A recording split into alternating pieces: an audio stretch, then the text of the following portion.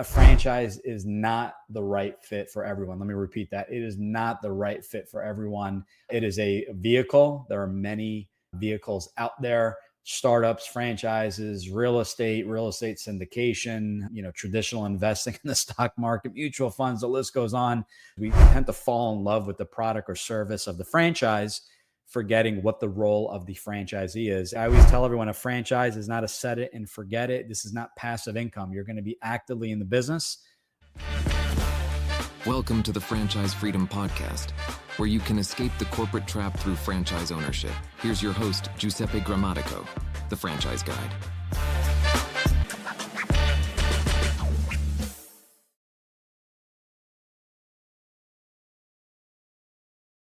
Welcome to the Franchise Freedom Podcast. I'm your host, Giuseppe Grammatico, your franchise guide, the show where we help corporate executives experience time and financial freedom via franchising.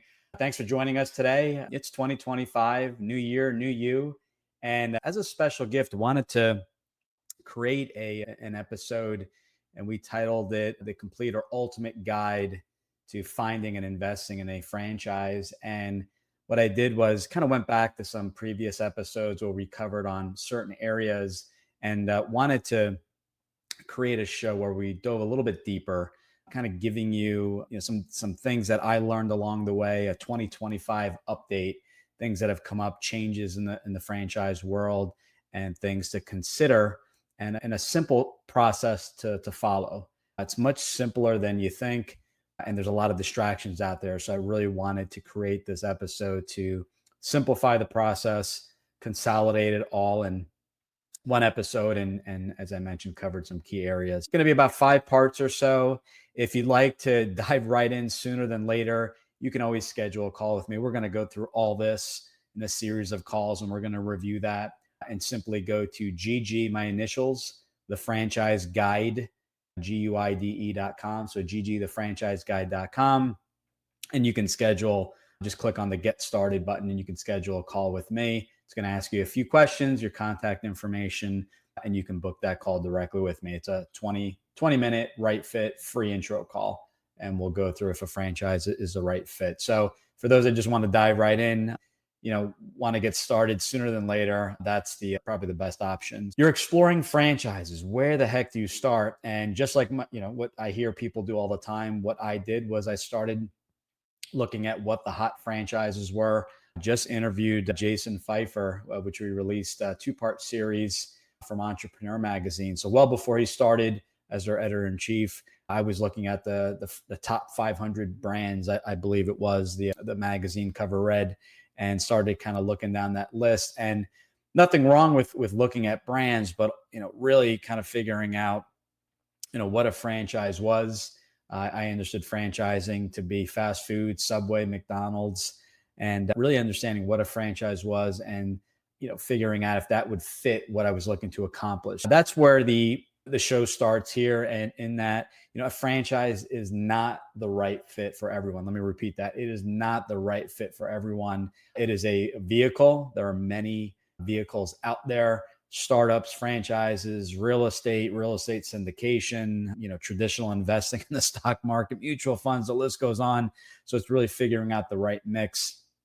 And for me, that mix was going to be business ownership, as I saw the upside, the growth, the exit value, the tax benefits, and the list goes on. So really, if I can help you in figuring out a franchise, figure out why you want to own a business, because a franchise is essentially a business. Whether it's a franchise or startup, why do you want to own a business? It is a lot of work. There's a big time commitment. And usually the people I work with, they are looking to accomplish a few things. Number one is they want to create another source of income, which is good. They want to create a safety net in the event of the next job loss, right? There's especially certain industries have been cutting back on job losses and layoffs and things like that. There are other individuals that own businesses that either want to convert their business into a franchise or diversify their investments, and maybe add on just purely investment or add on additional income streams. Maybe it's a mom and pop roofing company that wants to offer and add on a franchise that offers painting services, or a coverings business where they're able to essentially restore vinyl siding and things like that. So really figuring out, why you want to own a business. Yes, we all want to make more money, but, really kind of figuring out what is your why. For me, as an example, and that's something I'm starting to do a lot more, is kind of give my story and give some examples. My why was my family. Well, what does that mean? Well, that why, my family, basically meant wanted to spend more time with them. I worked on Wall Street, 2003, 4, 5, 6. And with that commute, I was never going to see my family. By the time I left at 5:30 in the morning and got home after 8:30, 9 o'clock at night, 5-hour round trip commute, I needed to make a change. So that my why was spending more time with family, flexibility, and, always had the idea of becoming a soccer coach and never missing a soccer game, which is something I got to accomplish. And that was my big accomplishment as a business owner, is not just the money, but that time freedom that it created. So some people, I always tell people they're looking for different things. Time freedom, financials are more important than time, but time is a close second, or vice versa. And that is okay. Everyone's situation is different, but that why is going to be super important, because just like in any business, there's going to be bumps in the road, and you need that strong enough why to really get you through the ups and downs in any business. So things to consider with the franchise. Number one is you need money to invest. Now, with a startup, the investment could be less, but what happens is that you're figuring out the system. So what you save, avoiding a franchise fee in a startup, it may take you 2-3 years to put that business plan together. Whereas a franchise, there are certain businesses that don't require any type of brick and mortar. You're up and running in 90 days or less. So you're really kind of speeding up the process, kind of figuring out, what you have, looking at your financials, always getting your financials in order. So liquid assets, your liquidity, your total assets, your liabilities. So basically your assets minus your liabilities give you your net worth. The assets also include the liquidity, but how much money, do you have to put towards the business? I recommend, as a starting point, 50,000 liquid, 100,000 net worth. You're looking at the equity in your home and things like that for the assets, but you need to deduct the mortgage. But that's just a starting point. You need to make sure that, it also depends how you're running the business. So if you're running it full time, you need to make sure that you have enough of a safety net or a nest egg set aside to pay your monthly expense. You may need 6 months living expense aside, because if you are the only income in the household, who's paying your mortgage and rent and health insurance and student loans or whatever you have out there? Money is one. So get your financials in order, regardless if you're looking to buy a business or not. You should know where you stand financially. That's one. Secondly, with a franchise specifically, you want to look at things such as, am I okay following a system?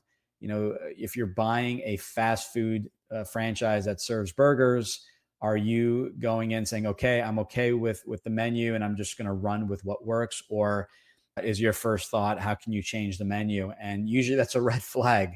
Not to say there's not any autonomy in running the business, but the intention is to run with that model. That's the advantage you're getting with a franchise. Things to think about. So financials is one.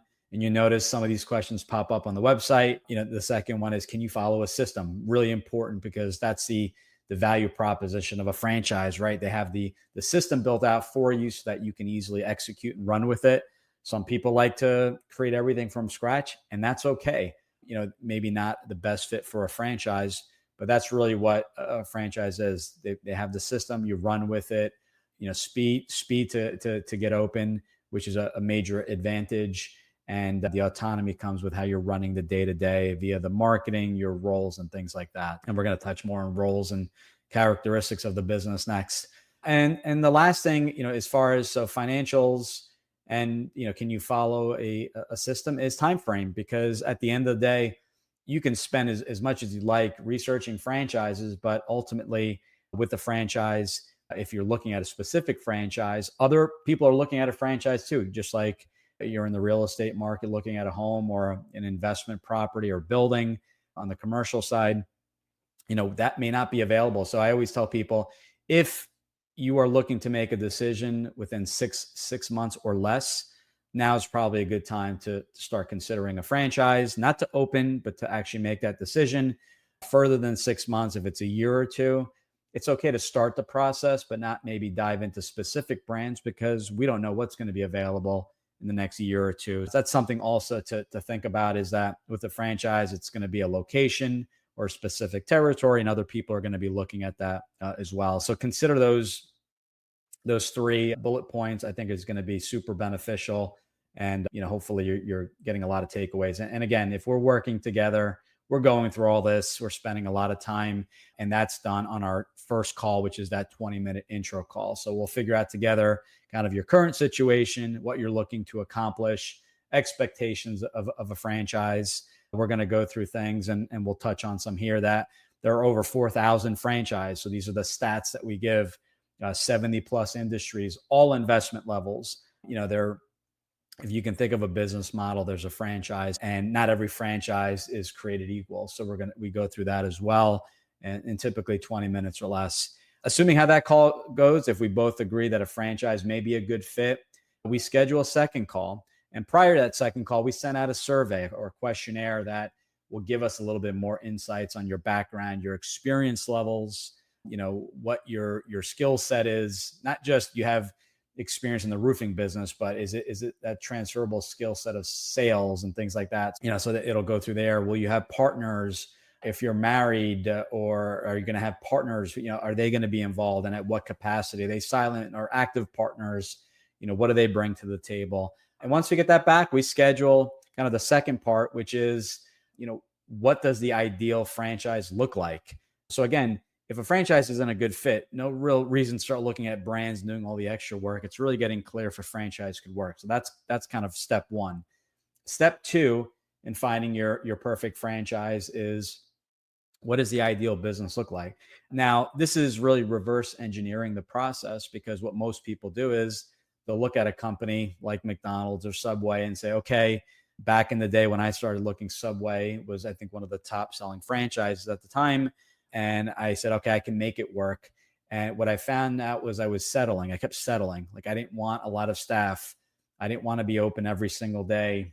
I didn't want to rely on a growth strategy of owning additional locations, which is, there's nothing wrong with, but just wasn't my ideal business when I wrote it down on paper. So you start to settle. So my challenge to you is, put all the brands aside. We don't even care about brands at this point. Is to set up a 60-minute consultation call. And if you're doing it on your own, and really if you're, kind of listing out what the ideal business looks like. So let's go down some options.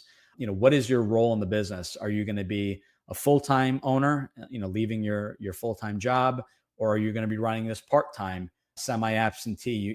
You've heard that term. I've talked about it on previous episodes. Will you be relying on a general manager? Not all brands will require a general manager. Some could be run on your own without staff, maybe a few contractors, but are you okay with a manager? And if you are, keeping in mind that will increase your investment, because now you have an extra salary. So those are things to consider. Secondly, what do you enjoy doing? What are your skills?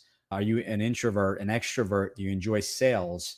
The role in the business is going to be big, because we tend to fall in love with the product or service of the franchise, forgetting what the role of the franchisee is. And you may love the idea of a certain service, but if it requires you to be the mayor of the town and really network and go to events and podcasts and stuff like that, and that's not your cup of tea, that's going to be a difficult business to run.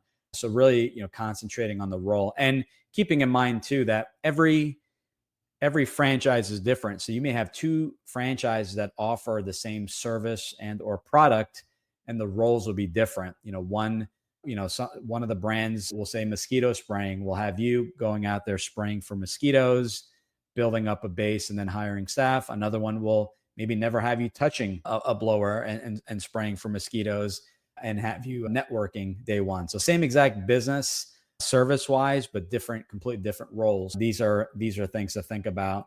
Your employees is another category. What do your employees look like? I know it's an odd question, but your staff is going to be crucial. There are going to be certain businesses that require W-2 employees. Some are going to require 1099 contractors, and some are going to be a hybrid. So maybe you're your bookkeeper, your admin, your general manager. Those are the W-2, the operational support. And then the people doing the actual work, we'll call it roofing and siding. Those are going to be contractors. That's an option. There are other businesses, executive recruitment, expense reduction, where you can run the business on your own and solely rely on 1099 contractors. Other things to consider with staff: are they full-time, part-time? Is it a larger staff? You're going to tend to see larger numbers in the cleaning space, whereas you're going to see maybe lower numbers in the water and smoke restoration mitigation space. With the larger numbers, you're going to need some type of background in management, right? Because you're going to be managing this larger staff. So those are things to think about. Do you prefer, traveling to a single location and running a shop, and maybe in a shopping center, standalone building? Or do you prefer the flexibility of working from home, where you're offering a service at a commercial property, residentially, cleaning, gutter cleaning and repair and replacement, roofing, painting, all that kind of stuff? So those are, again, the differences there. And, I'm not going to say one is better than the other, but, you have to look at, okay, at the end of the day, if I prefer the brick and mortar model, what is the growth strategy? And the growth strategy is simply to add on, the additional locations. So that's something to think about. So once you hit certain capacity, that each location can generate X, how many of those locations are needed, factoring in, what it costs to open up each one, versus a service-based type of business where, you're territory-based. So if you're buying 1, 2, or 3 territories of a specific brand, you're going to essentially incur some additional discounted, usually franchise fees for those additional territories, just like, you would pay with the brick and mortar option. But you would really kind of focus on the local market with the same team. If you have a team of 3 or 2 or whatever that number is, whether you buy 1, 2, or 3 territories, you're going to start off with the same team and slowly or gradually expand the staff once you hit certain capacity with your staff and employees. So there's definitely differences there, and we talk a lot more about that. That's a kind of, that scalability is going to be kind of another show in and of itself. Those are things that we talk about in the consultation. If we haven't, what else as far as that is, a couple things we dive a little bit deeper. So the difference with kind of the service we offer versus a portal, instead of saying, okay, do you prefer brick and mortar or service? Do you prefer a low number of employees or a lot? If you've never owned the business, you may have a hard time deciding or not knowing the difference. And I always say, go with what, your comfort level is. But what we do is we break down in that 60 minutes, okay, what's the difference between a brick and mortar, aside from needing a physical location? We talk about the length of time we talk to get open, the investment. For a lot of the home service brands, are up and running in 90 days or less. A brick and mortar non-standalone could take 6 months to a couple years to get open, depending on the complexity of the build out. Brick and mortar, if you're building something from scratch in a standalone building, so they're building the structure, or if they're just, essentially there was a restaurant in there and you're just changing it for your concept, that there's going to be some variables there, working with the landlord, negotiating leases. So tend to take a lot longer to get up and running. But these are the preferences, putting together the list of things that you want the business to have. And we get really, really selective. We want to make sure each business checks off all the boxes, as opposed to, let me just check off one box and not the others, and start to settle. Now you have a business that's kind of 50% of what you envision that business to be. That consultation, along with your responses from the survey you sent to us, give us a complete picture of what this ideal business looks like. And we summarize it in a franchise model, which is essentially, if you're doing it on your own, a summary. Just list those key areas, list your answers, and that's going to be part of your criteria search. We put it all together and really kind of help in what that ideal business looks like, so that any business, whether it's a franchise or even non-franchise, we want to make sure that we're using that model to gauge any business going forward. Between this call or the second step, the consultation that we just wrapped up here, we also want to talk about funding. I always, recommend speaking with a funding company directly. You have your financials together. We work with a company, both Benetrends or Fran Fund, or 2 companies we work with, and they'll do a free no cost analysis. There's no hard credit check. Usually it's a soft check to see kind of what you qualify for. They'll go through options like SBA, government backed loans. Believe it or not, there are some brands out there that, once approved by the SBA, will offer 100% financing. Not common, but there are a handful of brands that will do that. Typically, 20 to 30% is really is what you're looking to put down. Just say an average service-based brand is 150 to 200,000 all in, which is essentially the 90 days of operation, working capital, franchise fee, and all the costs involved to get the business up and running and to run for 3 months. We'll round it up, just say 200,000. You're looking at about 20 to 30%. So 40 to 60,000, and that 40 to 60,000 would be the down payment, and then the rest would be financed via the SBA. The use of retirement assets, this Rob's plan, rollover business startup, and those plans get to utilize previous employers' 401k, an old traditional IRA, not a Roth IRA. If all your money's with your current employer, those funds will become qualified after leaving the employer. So something to think about as well. Some people use a combination of a retirement rollover and an SBA loan, and Benetrends or Fran Fund will be able to walk you through the process.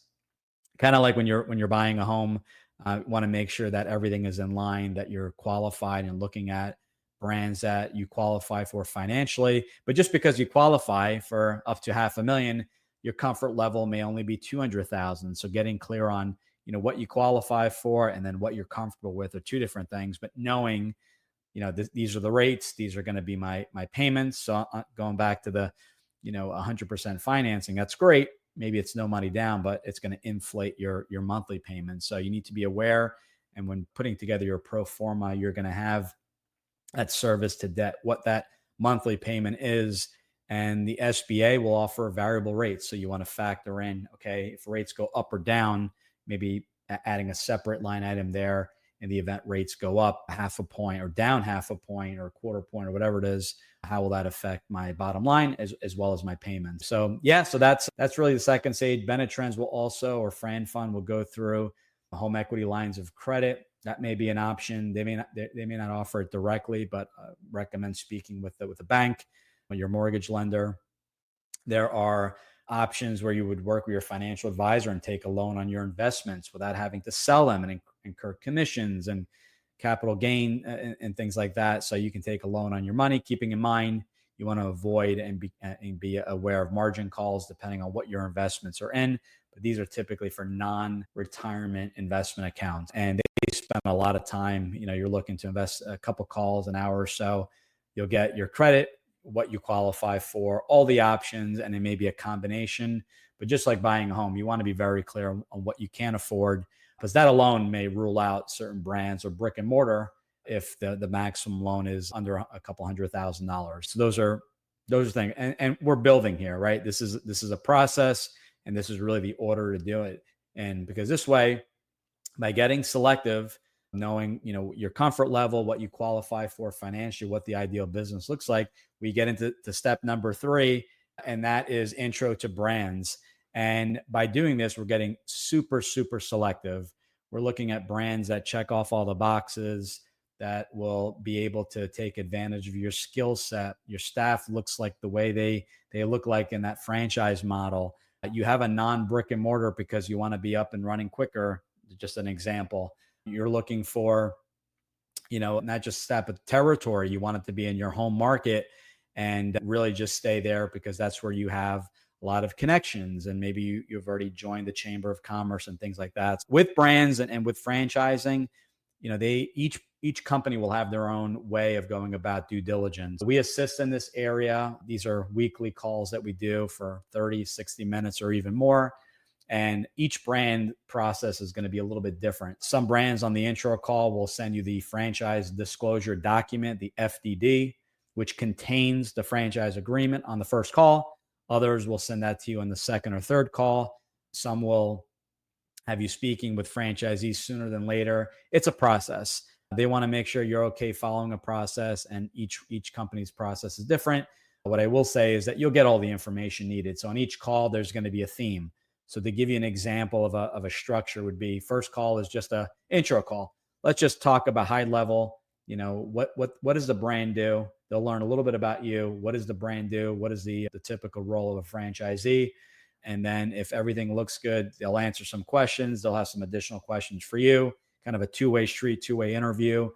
If you both feel like it's worth having a second call, then they may dive into the franchise disclosure document, financials, how to put together a pro forma. That may be a second call. Third call is territory management. Let's look at territories and or locations. If it's a brick and mortar, what is the availability, not the exact location, but the zip codes that this brand may work in, assuming it could work in all zip codes, or if it may work better in certain zip codes. Some brands will base their criteria on income, average household income. Others will base it purely on population. So each franchise brand will have a criteria. A fourth going into FDD, specific questions, franchise disclosure document, going through that, outstanding questions, outstanding concerns. At this stage, third or fourth call, you're, again, based off of the brand, they may put together and give you pre-recorded calls for validation. This is the kind of the second part of due diligence. And they're going to go through maybe pre-recorded calls where existing franchisees will talk about their experiences. Maybe it was a live call that you couldn't make and they recorded. So other prospective candidates, franchisees, are going in asking questions about the brand, the role, the growth, the marketing, whatever the questions that come up.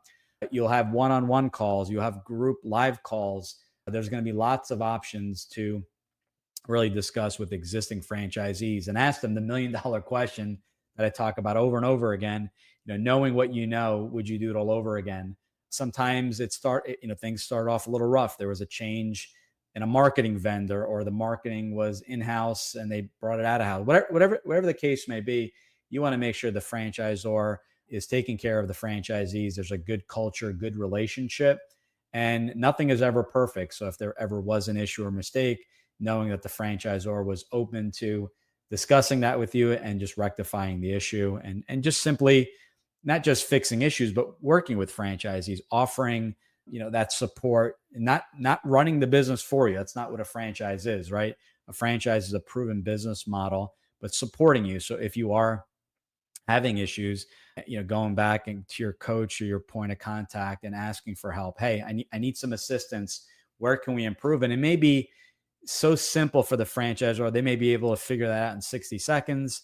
Whereas you're just been looking at your P&L and realize, hold on a second, my costs are a little bit out of whack, or why am I paying for this? Or, lead flow is great and we're not closing. We're closing at a 20% where it should be 40.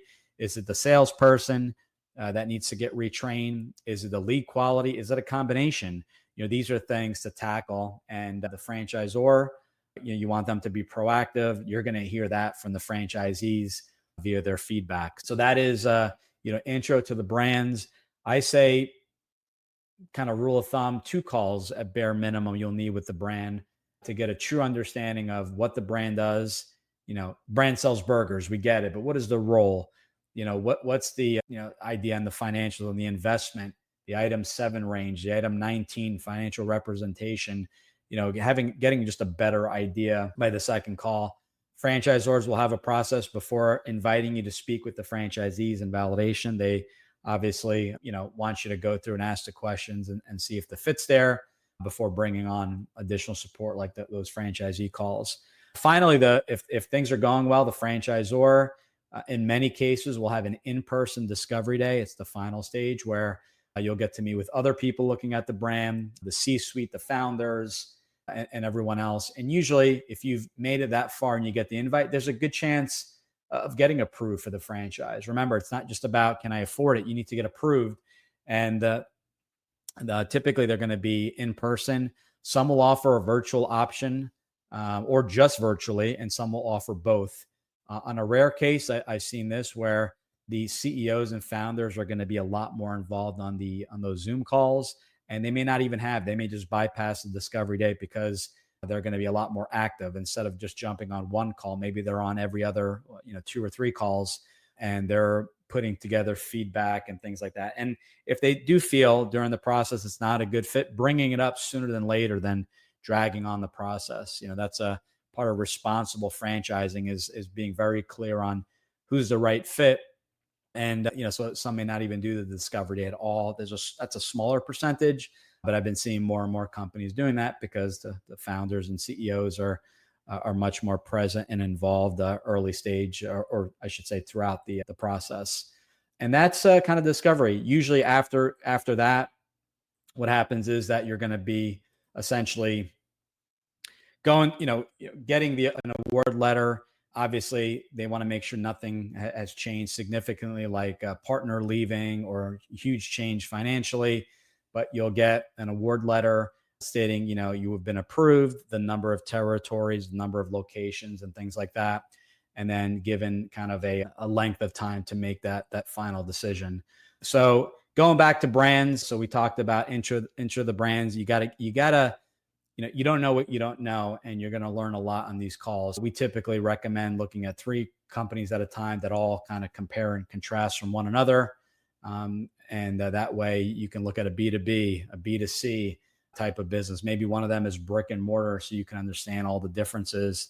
And, sometimes on occasion, there's a change to the franchise model. Step 4 is constantly, continuing our conversations and reviewing brands, going back to the franchise model, and sometimes reiterating. Remember, we talked about, some people, they hear of a new brand, sexy brand that they just heard. And then they say, well, can we add that to the mix? And we can always add and remove brands to the mix, but we always go back to the model and say, well, this specific brand itself, although it's, something that an industry that you have a little bit more familiarity within, but it does require a lot more employees, and you wanted to keep the headcount under 5. So we always revisit that to see if it makes sense or not. Or the most popular is a new brand and want to add them to the mix. And I always take a step back and say, well, this particular brand may require you to be full-time in the business. If that's not in the cards, there's no reason to really look at that brand unless that opportunity comes up. So, to leave the company sooner than later. So going back, step 4, we're constantly reviewing brands, getting feedback. I always recommend a Word document, a Google sheet, whatever it is. Each brand, list your questions, list your concerns. At the end of the day, we're looking for the brand that really stand out of the 3, and just taking note and giving the brands a chance to present and bringing up your questions and concerns. Sometimes they're all great fits. Or in many cases, like myself, the brand that I wasn't as interested in ended up being the brand that I ended up moving forward with. Again, going back to that 2-page model that we sent to you, reviewing those brands and doing our weekly calls, because sometimes I've had people say, I'm really confused, not sure what to do. And we talk it out, and it's really simple sometimes in many cases for me to see, hey, these are the standouts. Maybe these are some follow-up questions, but we'll go through reviewing some of the questions you should be asking, reminding on due diligence. I see a lot of this where franchisees get really excited and forget to, or only speak with one existing franchise owner. You want to spend time there. You want to talk to the people that are running their businesses. What are their pain points? What are ways to kind of simplify things? What are their recommendations and things like that? Those are areas I would spend a lot of time on and not skip. Final decisions. So as I mentioned, you will be awarded a franchise at some point, and going through discovery, in person, virtual, or if that company does not offer, and you'll be awarded and given a certain length of time. And basically they're doing that because they are reserving that territory and locations for you so that no one else could purchase those territories in that franchise. Prior to this, going to that discovery and knowing what the process looks like, because a good franchisor will kind of give you a timeline, is that you may want to look into hiring a franchise attorney. This is not mandatory, but it is recommended. Specifically a franchise attorney, and they don't have to be in the state that you're located in. What that franchise attorney will do is that they'll review the FDD in its entirety. They'll go through some questions that you should maybe be bringing up, some concerns, on occasion, a potential change. Now, most franchise disclosure documents and agreements are really not many changes are made. Some brands will refuse to make any changes. So you're looking for clarity. You're looking for someone to see if there are any red flags, if there's any special arrangements to add an addendum to get that in writing. For example, there you have a major life event, you're getting married in the next couple months. Maybe you can't open up within the 6 months. Can they extend that a month or two, or whatever the case may be? You want to ask those questions sooner than later, and a franchise attorney will go through that and make any suggestions. But really, the goal here is not to change the agreement. It's more of peace of mind that everything looks good. The language is typical in a franchise agreement. We've been referred individuals, franchise attorneys that do this. You want to make sure if you're interviewing franchise attorneys, asking them specifically, hey, can you work with it? Can you review this specific brand? On occasion, there may be a conflict where the franchise attorney is already working with a specific brand. There are attorneys that switch their business and just do franchise disclosure document reviews. So that makes it a lot easier. But whenever you're interviewing, you may need a second person just in case there is a conflict. So again, that's optional. Costs, I've seen $2,000, $3,000, $4,000 and up, depending on a flat fee or hourly fee. That's usually done when you're very close to making that decision, so that you're not spending money to every single franchise that you talk to. So as you get really close, that franchise attorney can go through that process. And we've seen turnarounds of a week or two, depending on how many questions and calls and things like that. So that is really the process. So to kind of review, is a franchise a good fit for me? Start there. No need to continue if, we got to hit those three criteria. Then we go into, what does the ideal business look like? Not what brands are out there, but what are the guts of the business via the characteristics. We get funding options and things like that. We get pre-approved to show the franchisor that we're qualified, kind of like a pre-qualification of a home. We look at a starting point. I recommend 3 brands that kind of all compare and contrast. Continuing step 4 with reviewing each of the brands, reviewing the franchise model, making changes accordingly, making changes to the brands we're looking at, followed by final decisions. Okay, this brand checks off the boxes. I did the due diligence. I got funding options. I had a franchise attorney review everything, and I've been approved. Now let's get rocking and rolling. What is the roadmap look like from me signing the agreement today? How quickly can I get funding, especially with an SBA? It could take 2 or 3 months. A retirement rollover is going to be, just say a month, if on average from what I've seen. When is the next training? Realistically, when can I get up and running? So if you are leaving a job, exactly up until when to give notice, obviously, to your employer and things like that. Mapping it out, letting the family know what's going on. There's going to be a big, not just financial, but time investment when launching any new business. So those are kind of my 5. If you want to dive in sooner than later, we do weekly calls. Usually, you got an intro call, a consultation call, and then a franchise review call. And I'm making intros directly to the brands. Each of the brands will contact you directly via email or phone call, provide you some additional information. And then, it's due diligence time. We're talking weekly. We're following up after your rounds of calls for feedback and things like that. And we're helping where we can. And sometimes, as I mentioned, we pick up on things that you're mentioning that you maybe not be realizing as you're going through the process. Wanted to share my screen really quick here. And as I mentioned, we go through the process. There's no cost. There's no catch. And we can work with you anywhere in the country. I cover the entire US and Canada. We are paid directly from the franchise companies, a referral fee.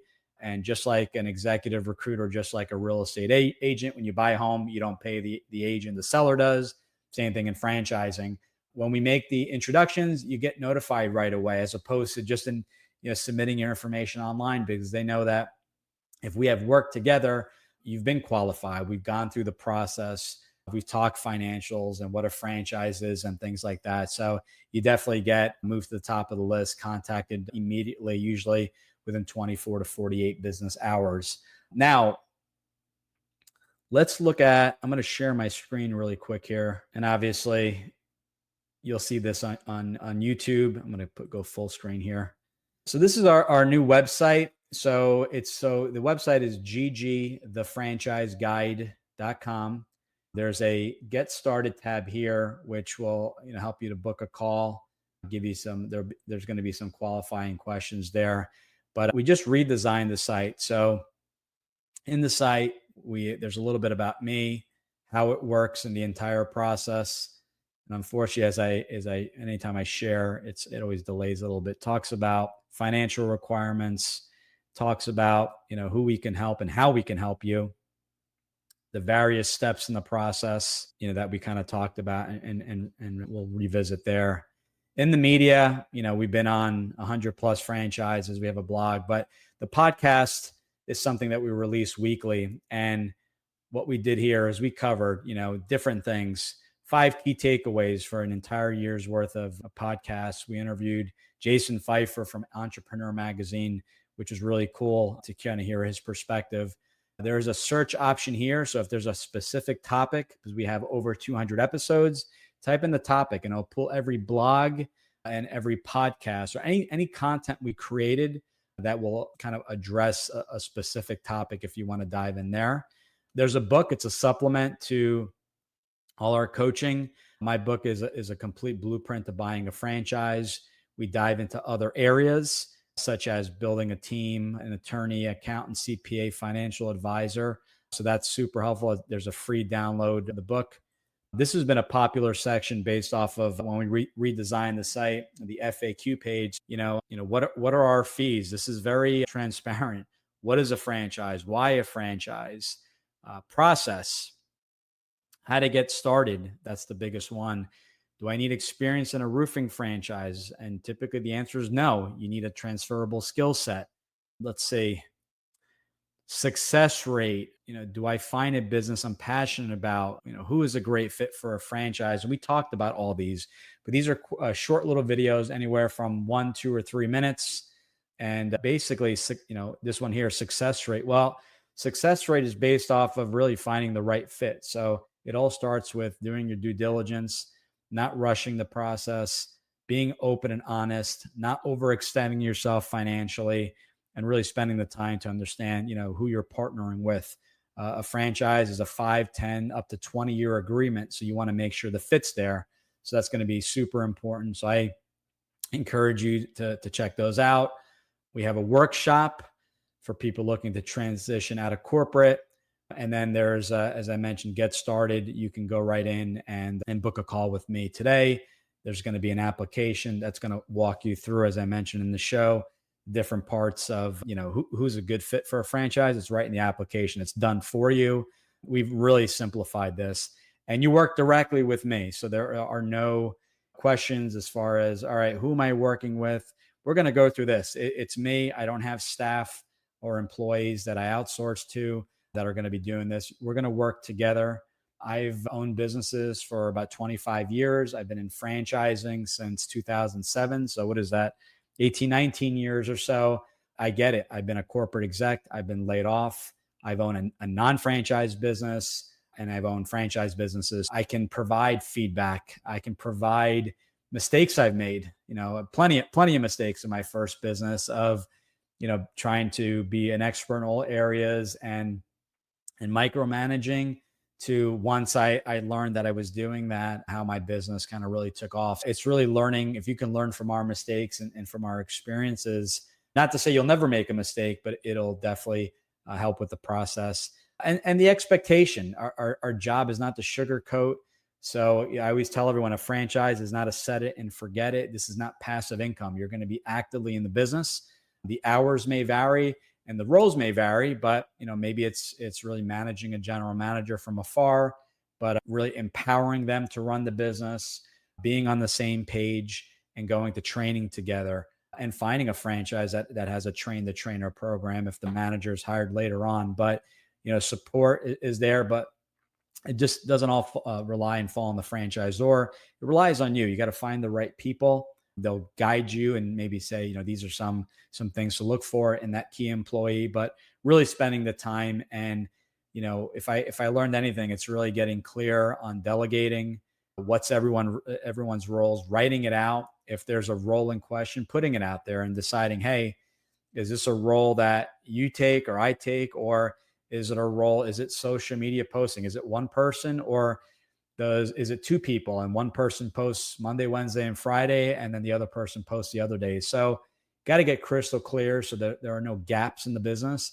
And it's going to be trial and error. There are going to be certain things that come up that are new, and then you'll decide together who's going to attack that role so that it just doesn't sit in limbo. I know when I hired my general manager, it was an ongoing list of things. And if it was working with the accountant or working with the FDD, that's a role I took. I said, I'll handle that. That could be done remotely. I wanted the general manager to focus on growth, profitability, making sure customers were happy. So I share my experiences. As I mentioned, I can work with you. If we figure out a franchise is a great fit, but the timing isn't right, no problem. We'll give you the resources, the book, the podcast, the webinar. Maybe we schedule a 6-month follow-up. Reason being, financials need to be a little bit greater, and or credit score needs some improvement. That's okay. We may work together and figure out a franchise is not a good fit. Well, I work in doing this for and being in business for 25 years, and have attended various chamber of events and things like that, and the vast network. We've made introductions to other individuals in different key areas outside of franchising. So don't be shy. If you have questions, or no silly questions.